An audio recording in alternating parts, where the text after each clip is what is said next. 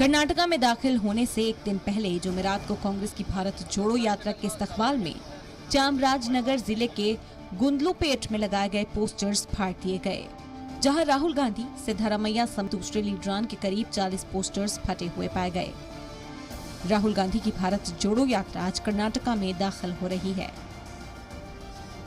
कांग्रेस ने पोस्टर फटे होने पर सख्त रद्देअमल का इजहार किया है। रणदीप सुरजेवाला ने ट्वीट कर लिखा कि 40% कमीशन वाली बोम्मई सरकार को पहले से ही घबराहट हो रही है। बीजेपी के भाड़े के गुंडों की भारत तोड़ो टीम को पोस्टर्स को फाड़ने के काम पर लगाया गया है।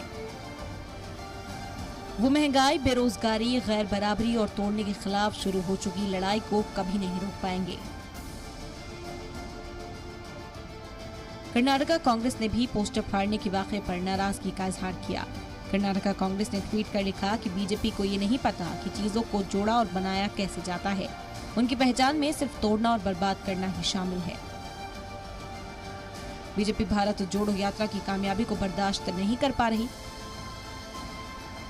अब बीजेपी उस हालत में है जहां वो अपनी खीज बैनरों पर उतार रही है। वाज़ेह हो कि राहुल गांधी की भारत जोड़ो यात्रा 7 सितंबर 2022 को तमिलनाडु के कन्याकुमारी से शुरू हुई थी। तकरीबन 3 महीने की ये यात्रा कन्याकुमारी से कश्मीर तक जाएगी।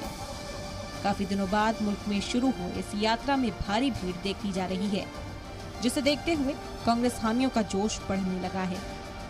कई रियासतों से होकर जाने वाली ये यात्रा आज केरल की सरहद से लगे कर्नाटका के चामराजनगर में दाखिल हो रही है। ब्यूरो रिपोर्ट, जी मीडिया।